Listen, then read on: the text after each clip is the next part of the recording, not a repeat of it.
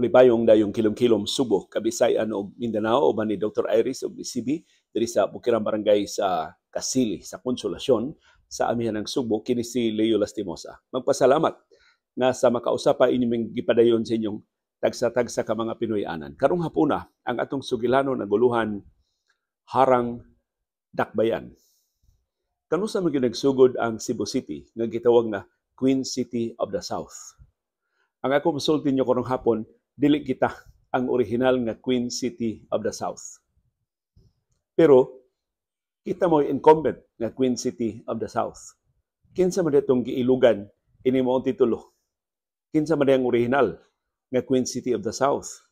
O sa may rason ngano nga kita naman ang giila karon nga tinuod na harang dakbayan sa habagatan. Karong hapuna tuguti atong tutukan ang dagway sa ekonomiya sa Subo. Sa panahon sa mga katsila, hantod sa pagbano sa mga Amerikanhon. Nadasig ko sa pagsugilo ninyo ining bahina, kay usually boring ba aning ekonomiya, pero hinaot maka-appreciate ta unsa paglambo sa ekonomiya sa Subo, unsa panginabuhi sa mga Subuanon, giunsa nato pagkabot ang titulo pagkaharang dakbayan, pagkalabing dako nga ekonomiya gawas sa Manila. Kaya ang Manila man gyud way lalis mao gyud ang uluhan sa nasod tungod sa iyang kalapad, tungod sa iyang kadako, ug tungod sa iyang location sa atong nasod.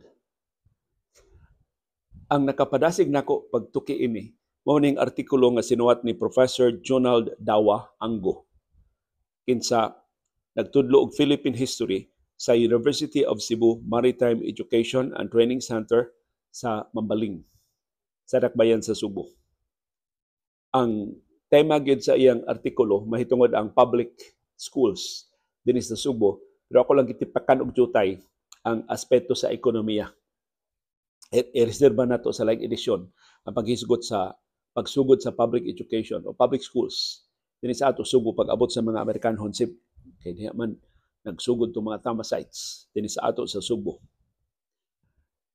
Ang ekonomikanhon nga bili sa Subo nagumikan gyud sa iyang location. Kay roughly kung imong tan-awon ang mapas Pilipinas, kita gyud mo inaa sa tunga-tunga. Ug tungod kay natas tunga-tunga bisan kinsa negosyante mosulti nimo, bililhon kay ta sa atong silingan nga mga isla. Labi na kay archipelagic country ang Pilipinas. So ang kinsay naa sa sentro mao'y mamahimo sa mga sentro sa negosyo. Ug mao nay nahitabo sa syudad ug sa probinsya sa Subo. Ug sa tunga-tunga pagyud sa isla sa Subo, mao ang Cebu City. Wa ginatuuha, wa ginatuyuha. Mugna man ni sa kinaiyahan, ang Dios may nagbuot, pero ang Cebu City ni agyud sa tunga-tunga sa Cebu province. Karon mo apil na og ambit ang Mandawi City nga sila jud kunoy naa sa kinatung-an. Etapa na ba kayong Mandawi City o ang Cebu City? Maybe ang Talisay mo ambit sab kami oy. Maybe ang Lapu-Lapu mo ingon, murag kami. Pero giisip gyud nga maoy yawi sa kalabuan sa Cebu City, mao ang iyang pagkasentro sa Cebu province nga mo'y naa sa labing sentro sa Pilipinas. In other words, ang atong geographical location. Ug wa ni mausab ang Cebu City. Dinhi tukura ang mga katsila mo'y unang nakakita sa bili o sa balor sa Subo sa natad sa ekonomiya. Of course, kana kon imong ipasikan sa mga katsila, pero long before the Spanish arrival in Cebu, silang raho mabon ang mga negosyante sa karaang Subo nakakita na sa Subo. Kita na sentro sa Patigayon sa nakalilain nga mga isla. Na-realize na lang sa mga katsila o sa mga Amerikanhon ang atong strategic na location. Although, karong taon-taon ato sang hisgutan na ang atong porma sa Subo nga dili tapatag, nya dili lapad,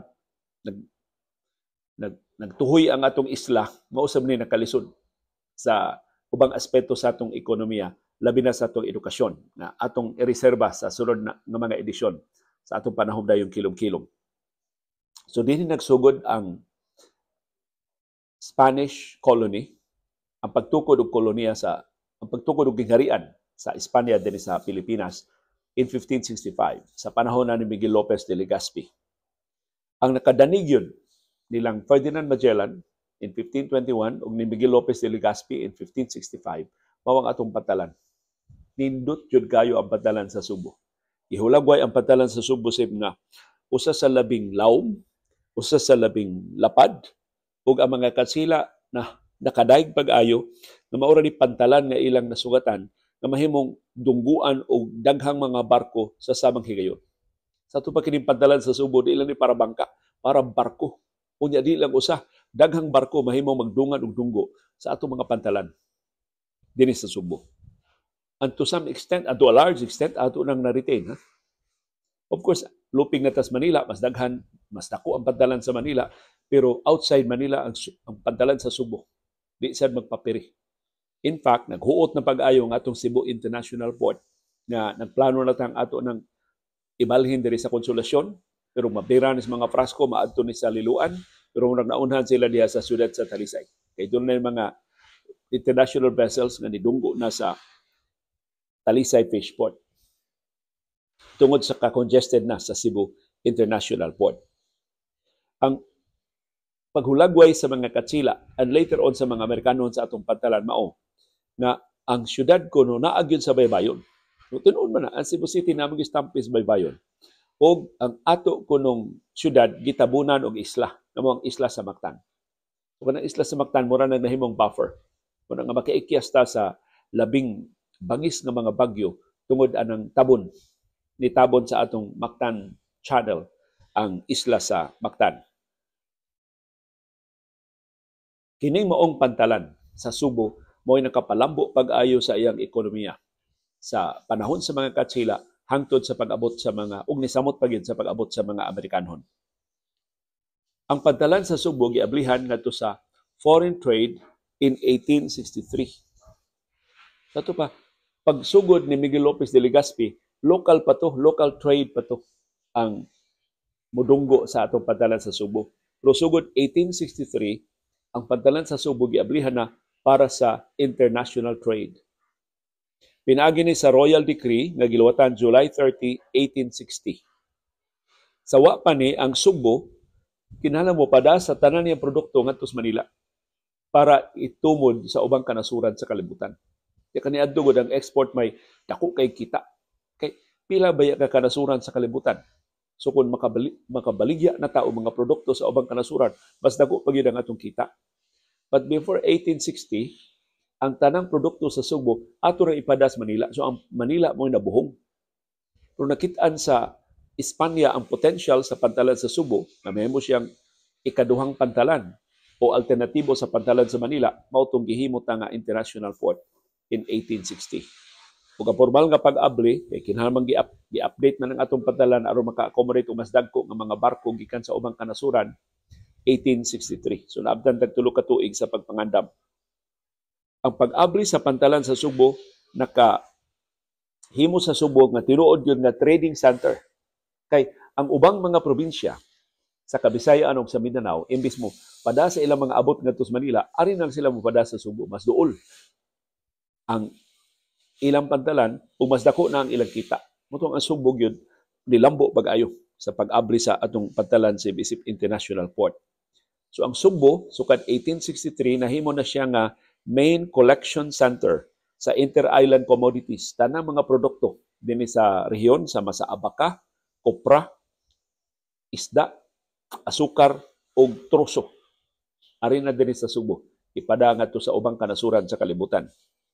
Human ablihi ang pantalan sa Subo in 1863, nilambo pag-ayo ang atong ekonomiya sa Subo. Gikan sa Subo, gihatod din sa Subo ang mga produkto sa Cebu Province, sa mga kalungsuran sa Subo, gihatod sa Cebu City kay mao man ang nahimutangan sa pantalan, ang mga produkto sa Bohol, mga produkto sa Leyte, mga produkto sa Samar, mga produkto sa Negros Oriental na pabor sa ato sa Subo. So niadto pa ni nga ang Negros Oriental ni agyud mutumod sa ilang mga produkto dinhi sa ato, dili didto sa ilang silingan nga pantalan sa Iloilo ug sa Bacolod. In fact, taga Northern Mindanao, swasta ning Cagayan de Oro, Misamis Oriental, ang Camiguin Sim, ari mutumod sa ilang mga produkto sa Subo para ipamaligya sa gawas sa nasod. So, perti daghanan ng mga barko nga magpadung din sa Subo, gikan sa nagkalilain nga mga isla sib nga puno sa mga asukar, abaka, tabako, unya kasagaran sa tumuran o sa ato mga export market o market sa tong export products dinhi sa Subo, naglakip sa England, United States, and of course ang Spain na mo'y atong colonizer sa pagsugod, pag-abli sa international trade sa pantalan sa Subo. Kining tulo, Estados Unidos, UK o Spain, mo'y atong three major markets sa atong exports gikan dinhi sa Subo. 5 ka tuig human ablihi ang pantalan sa Subo isip international port. Ang kita sa pantalan sa Subo in 1868 niabot na og 1.1 million pesos nga balor sa mga export products. Nakuha na, milyonaryo na ang pantalan sa Subo. Porti nakuha pa ng usa ka milyon ka pesos sa atong higayuna in 1868. Human sa napong 5 ka tuig, na doble ang kita sa pantalan sa Subo, niabot na og 2.4 million pesos. Tingnan na nakapaspas ang paglambo sa atong ekonomiya sa Subo tungod sa atong international port. Tungod ini, ang langyaw nga mga kompanya nagtukod na og mga branches dinhi sa Subo. Kaya mga negosyante sa Estados Unidos, sa Britanya, o sa ubang kanasuran, ingon, Subo na may atong tinubdas produkto, tukod ang negosyo dito para kita makauna dito sa mga produkto. Apil sa labing una nakatukod mga higanting mga kompanya dinhi sa Subo, mao ang kompanya sa United Kingdom, ang Smith, Bell and Company, and Loney, ang Loney Kerr Company, ug ang American group nga Russell and Sturgis.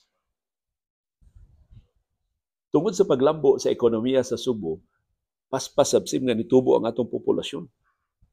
Sa tuig 1890, sa ato pa mga 30 ka tuig human sa pag-abli sa international port sa Subo, ang Subo doon na 16,398 ka mga molupyo.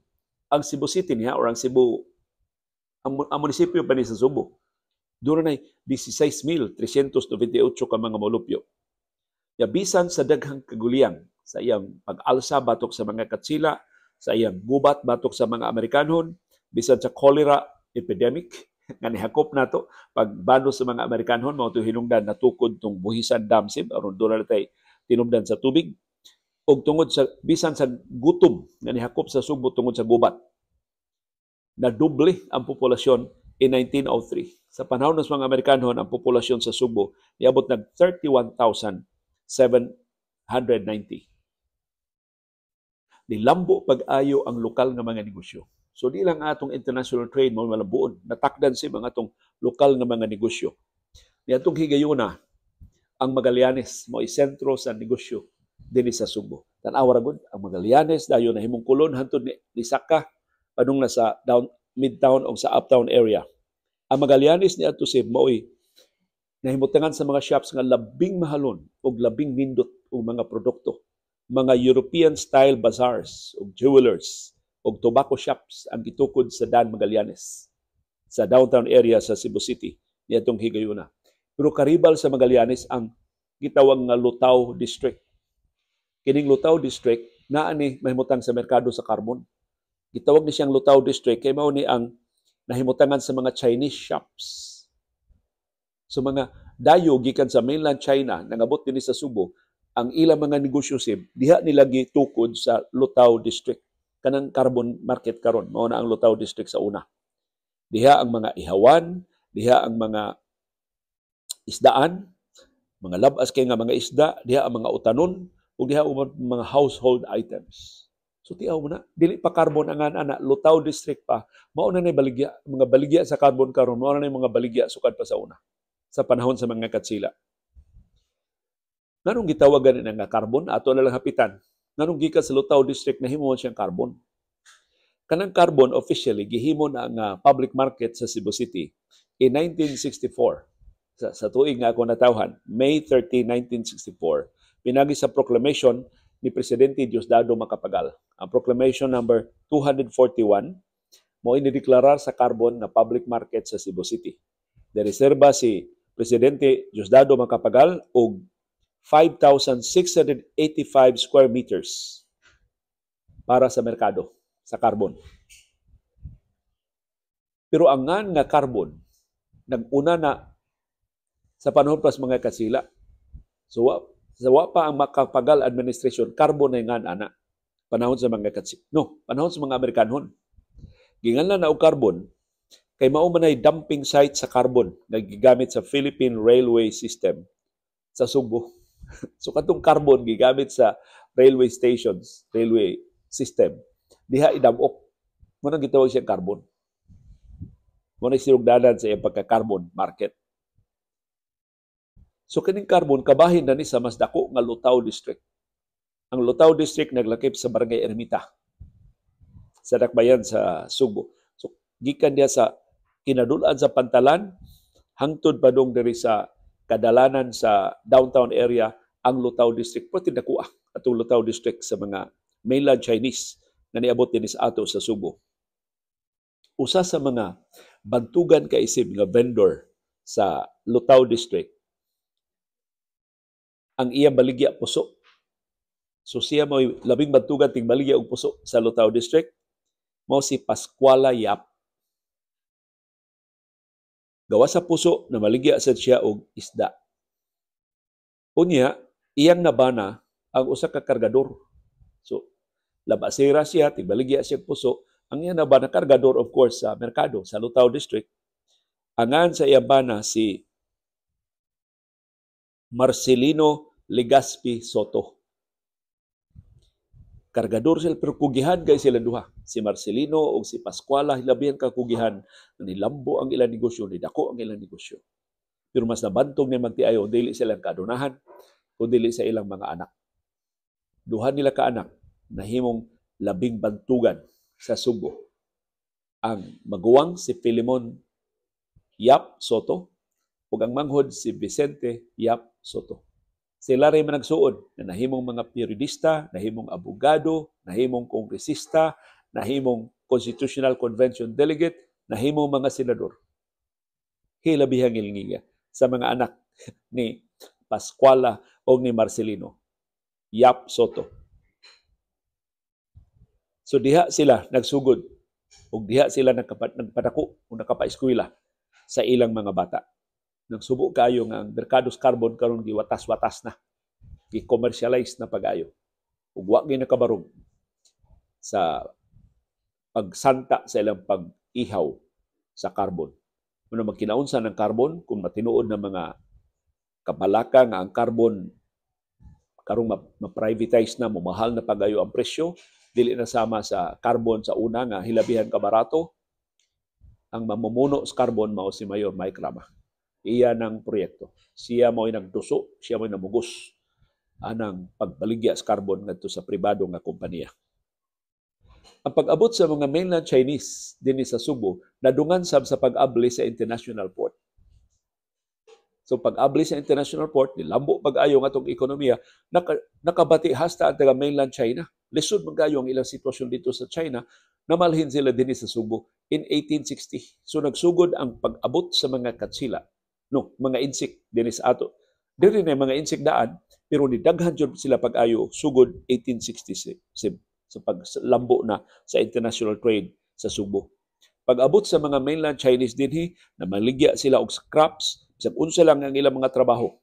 Hangtod nagsugod sila gagmay nga mga tindahan, nagsugod sila hardware business, hangtod nilambo ang ilang negosyo, nakatukod na sila mga shipping companies. Diri mo dako ang mga mainland Chinese. Nagsugod sila sa Lutao District. Apil sa labing unang mainland Chinese nga niabot din sa ato sa Subo, mao si Pedro Singson Gutiauco. Kansang mga kaliwat naglakip ni Manuel Gutchanoy o ni John Gokongwei Jr. So 1830 sa wa pa moabli ang international port sa Subo, ang mga Chinese residents dinhi sa Subo giihap lang naka unom ra kabuok unom ra kabuok taga mainland China in 1830. Pag 1857, 3 years sa wa pa ablihi ang international port, nahimong 30 ang mga mainland Chinese niabot dinhi. Pag 1870, 10 years human ablihi ang international port, nitubo na ngadto sa 611. Pag 1885, ang Chinese population sa Subo niabot na sib og 1,032. Pag 1893, ang population sa mainland Chinese sa Subo niabot na og 1,503. So kining daghan na kaayo, nagkadaghan nga mga Chinese nationals, diha ang tanan na maligya sa Lutao District.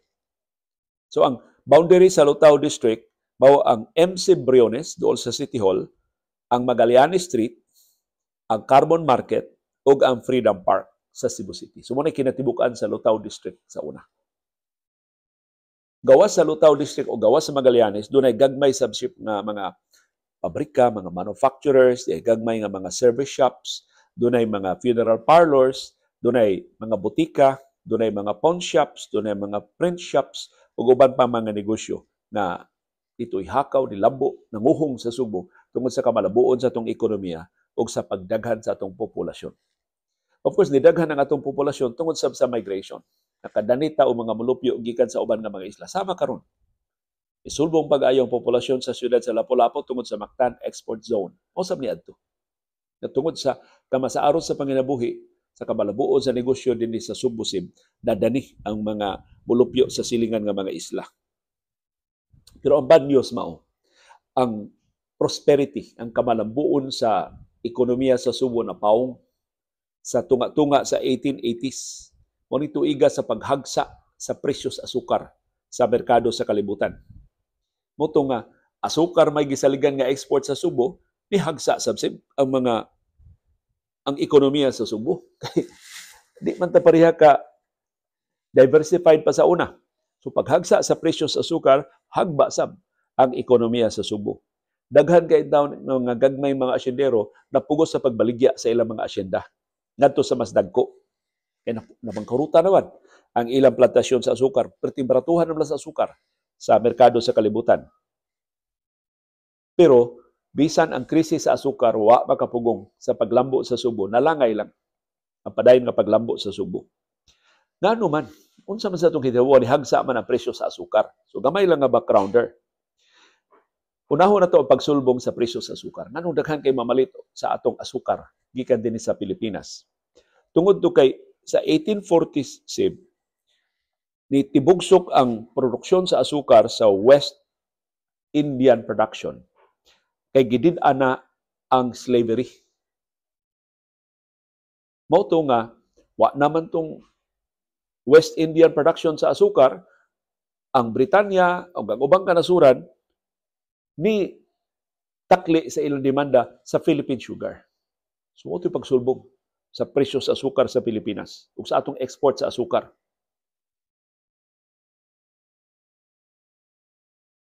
Ni samot pa gyud ang demanda sa Philippine sugar dito sa ubang kanasuran human sa pagputol sa merkado sa asukar tungod sa panginahanglan sa militar sa Crimean War ug dayon sa American Civil War. Pag-ulbo sa gubat sibil sa Estados Unidos, naputol sa produksyon sa asukar. So, nagpista ang Pilipinas sa pag-supply og asukar sa nagkalilain nga kanasuran sa kalibutan.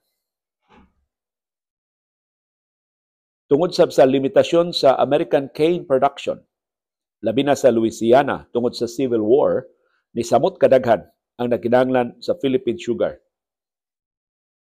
Ni lungtad ni hangtod sa mid-1880s. So mo pagsugod na sa paghagsa. Nganong nihagsa man sab ang presyo sa asukar atong mid-1880s kay gipalapdan ang beet sugar industry dito sa Estados Unidos ug sa Europa. Kunya ang beet sugar mas barato man kaysa asukar gikan sa tubo o sa sugar cane. Mao tong nisugod og hagsa ang presyo sa tubo o sa asukar gikan sa Pilipinas. Ang Germany, ang Russia, ang Austria-Hungary ug ang France Ni palambo sab sa pagpananom og mga beets atong 1850 ug 1900. Unya ang California, ang Michigan ug ang Ohio sa Estados Unidos nananom sab og ilang mga beets. Mao to nga doon na daghan kay mga karibal ang Philippine sugar. Mao to'y pagtibong suksip sa presyo sa asukar. Maayo na lang pag 1890s nakabawi. Nibalik og saka ang presyo sa asukar pero nabangkaruta na ang gagmay nga mga asyenda. Tungod ini natingob na ang labing dagko nga mga asyenda sa Subo ngadto sa mga Osmeña.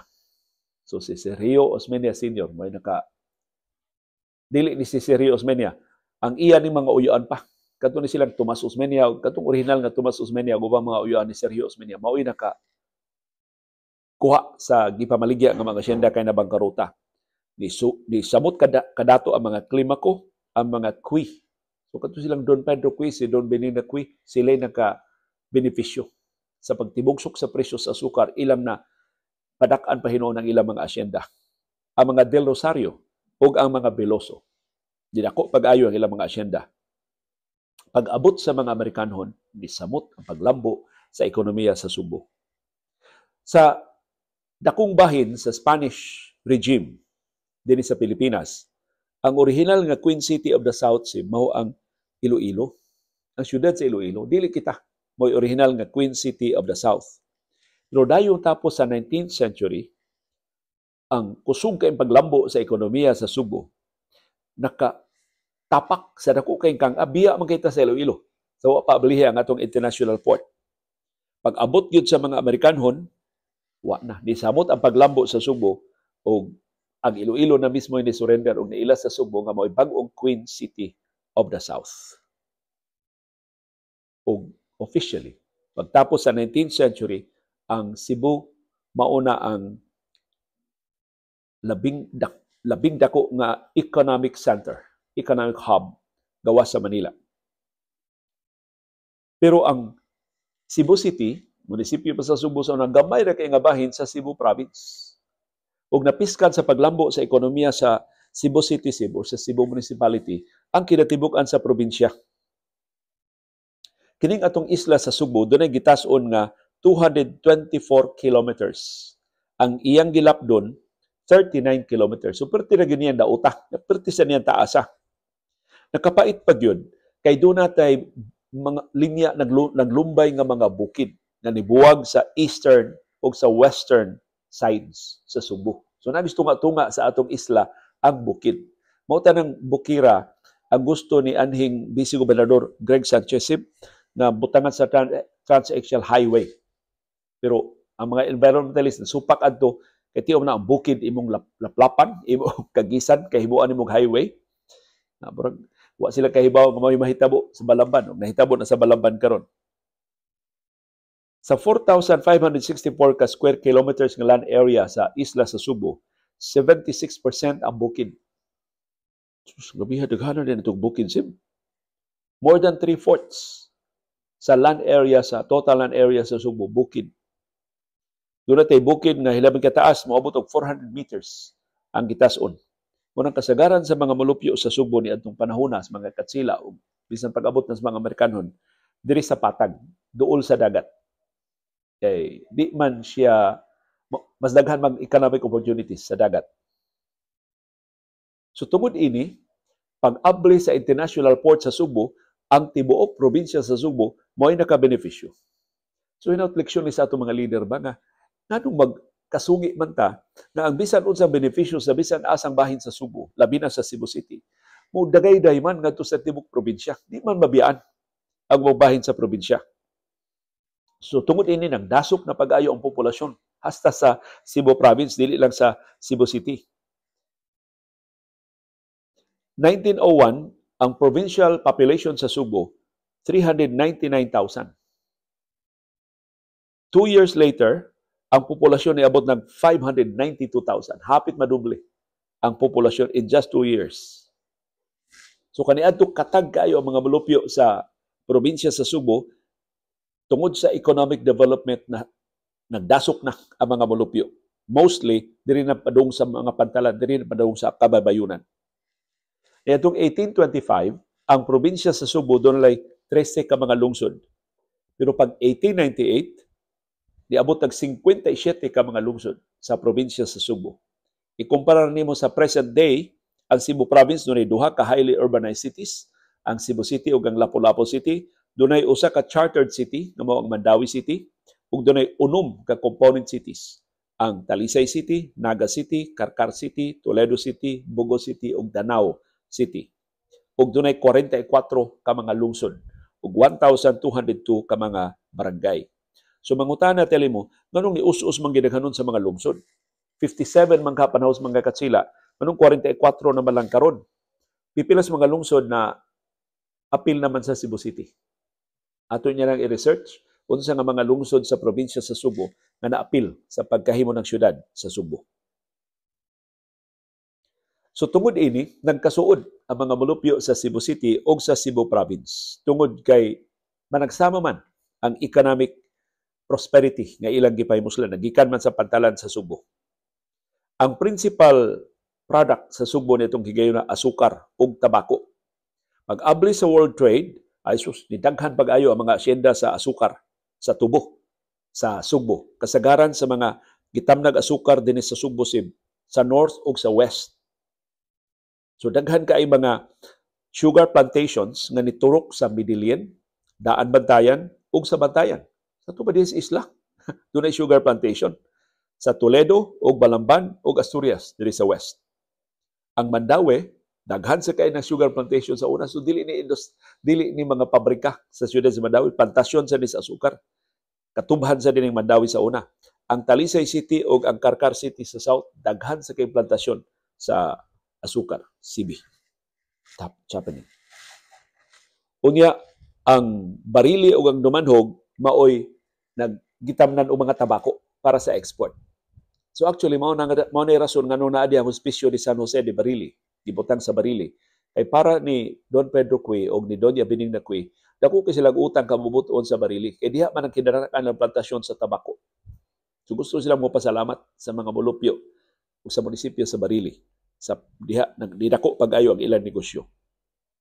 Pero ang problema mao ni ang road network sa Subo panahos mga katsila ug bisan sa pagsud nas mga Amerikanhon perting batia nga ang main mode of transportation sa una si bangka, dili truck, kay wa may daan. Bati man kay mga daan. Kailangan ka masakay kabayo, kailangan ka masakay kabaw ug baka aron ka makalatas sa mga bukid. Wa pay daan ang probinsya Subo. Imagine ha, pila ka tuig ang mga katsila, wa sila katukod og daan dinhi sa Subo. So gipasag na patuyang itong mga katsila og kolekta sa itong tributes, wa gani sila magtukod og tarong nga agianan sa Subo. Motong ang atong main connection mao ang dagat. Mga komprador o mga ahente nga mobisita sa mga lungsod aron pagpamalit og asukar og tabako og ubang mga produkto magsalig sa mga bangka para sa ilang shipping sa ilang negosyo. Hangtod sa 1900s, wa pay daan na magkonektar sa tanang kalungsuran sa probinsya sa Subo. Doon nalay trails. Kanabang may kaayo mga hinakhakan na nga agianan in town sa mga mag-uuma. Aron ka makatabok gikan sa tunga-tunga sa Subo padung sa West Coast, kinahanglan kang mubiyahe og kabayo, musakay kag kabayo, abdan kag 5 ngadto sa 6 ka oras. Gikan sa Carcar padung Barili na 20 kilometros lang distansya. Imagine, Carcar to Barili. Nga karon makuha lang nato in 5-10 minutes. Kaniadto 5 to 6 hours by horse, by pony. Ang pagbiyahe sa kadalanan, agis kadalanan sa mga lungsod gikan sa West Coast padung ato sa North o padung sa South, kinahanglan sa iagi og bangka. Wa may sakyanan sa yuta. So manong bisag bagyo, daghan kay mo biyahe kay mao ra may ilang paagi sa transportasyon dinhi sa Subo. Motong dako kay pasalamat sa mga Subuanon sa dihang nahimong gobernador si Dionisio Hacosalem. Kay amot siya background sa datong Dionisio Hacosalem. Sa iyang pagka-gobernador 1907 up to 1912, wa man nawanon to siya pagpari-elect. So 5 ra ka tuig siya nga gobernador sa Subo, pero iyang natukod ang road network gikan sa tunga-tunga sa Cebu City padung sa kinatumyan sa south o gikan sa Cebu City padung sa kinatumyan sa north. So kini karong gisubay nato nga nasudnong highway, mainly nagsugod ani si Dionisio Hacosalem. Doon na lang pipila ka mga diversions. Pero siya gyud nagsugod sa pagtukod og daan sa road network nga nagkonektar sa tibuok probinsya. Ubos siyang termino, daghan sa kay siya mga infrastructure projects nga gipasyugdahan gawa sa road network nga nagsumpay sa Cebu sa tibuok probinsya sa Subo. Nakatukod siya water work system o diha sab siyang administrasyon nga nahimong operational ang Philippine Railway Company. So katong train system sa Subo na tukod to atol sa administrasyon ni Dionisio Hacosalem. So batanon pag siya ni retiro siya, wala siya mudagan pagka 1912, pero gitudlo siya sa gabinete. So nilingkod siya sa gabinete. Siya ray bugtong Pilipino, kasakop sa gabinete sa United States Military Government. Siya ay Secretary of Commerce and Communication from 1917 to 1922. 5 ra sa katuig ang iyang pagserbisyo sa gabinete sa Estados Unidos. So di sab to hangol og gahom, di sab to ambisyosos politika si Dionisio Hacosalem karon gipasidunggan sa ngan nga Di Hacosalem sa kinapusoran sa dakbayan sa Subo. So gamay lang tong paglili sa dagway sa ekonomiya sa Subo, giunsa nato paglambo ug hinaot makapadasig to nato sa dugang pagpaningkamot na ang Subo kaswerte di isim kitay ni as tunga-tunga ang atong babag nga mao ang pagkakuwang og agianan, nagsalig lang tag bangka karon nasulbad na. Ginaot ato tarungon ning atong road system kay daghan na sa kay limaog. Dito magpakawaw sa atong mga katiguangan na mao'y nagsumpay sa tibok isla pinagi sa extensive nga road network ug hinaot nga kining strengths na ato nakit-an sa kasaysayan sa Subo ang atong pantalan, ang atong geographical location, mo'y sigihan nato hunahuna, mo'y sigihan nato og tutok unsaon pa ni nato sa mag-maximize. Ug wa gid kinahanglan pa nagsungi sa atong mga political leaders aron magpadayon sa paglambo, magpadayon sa paglipang ug padayon tag ilhon nga way lalis. Katinuod nga harang dakbayan sa habagatan. Uban ni Dr. Iris o ni CB diri sa Bukirang Barangay sa Kasili sa Konsolasyon, kini si Leo Lastimosa. Magpasalamat sa inyong parayon nga pagsubay, pagsunod, ug pagsalig, ug pagpaminaw sa atong panahon. Dayong kilong-kilong. Salamat, CB girl. Ding ding girl. Sus ka patient din na ding ding girl.